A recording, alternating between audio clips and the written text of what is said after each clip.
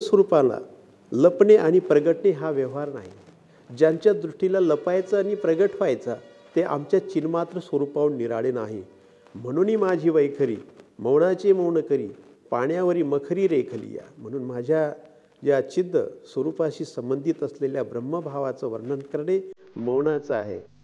परमहंस श्री लहानूजी महाराजांनी व परमहंस श्री सत्यदेव बाबांनी दृष्टांत देऊन गुरु आज्ञेतून श्री संत शंकर बाबांनी विश्वमंदिर भक्तिधामाचा संकल्प केला आणि एप्रिल 1995 मध्ये रामनवमीच्या पुण्यपर्वावर संत आणि देवदैविकांच्या मूर्त्यासह साकार केला. हे भक्तिधाम म्हणजे देव संत भक्तांचा त्रिवेणी संगमच आहे. अशा या पवित्र क्षेत्राचे दर्शन जीवनात नवचैतन्य प्रदान करणारे आहे. हे स्थान भक्ती करणारे साधक, योगी, सिद्ध महात्मे, गृहस्थाश्रमी या सर्वांसाठीच मोक्षाचे स्थान बनले आहे. या पवित्र ठिकाणी येणाऱ्यांना आत्मिक समाधान आणि सुखशांती मिळते.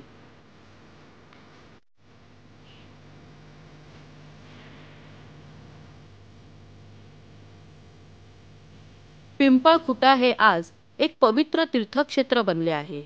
श्री संत लहानूजींच्या शिष्यांची त्यांच्याच कृपेने पिंपळखुटा ही कर्मभूमी झाली.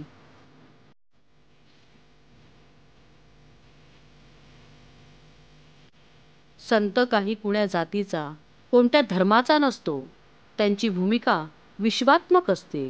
दीनदुबळे व दुःखितांना हृदयाशी कवटाळून श्री संत शंकरबाबा मानवतेची सेवा करताहेत.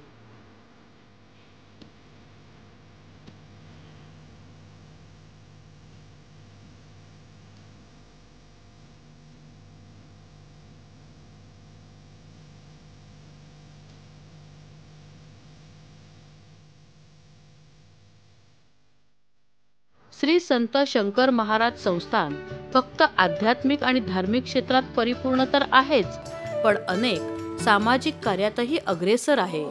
उपेक्षित आणि दीनदुबळ्यांसाठी संस्थान सतत झटत असते.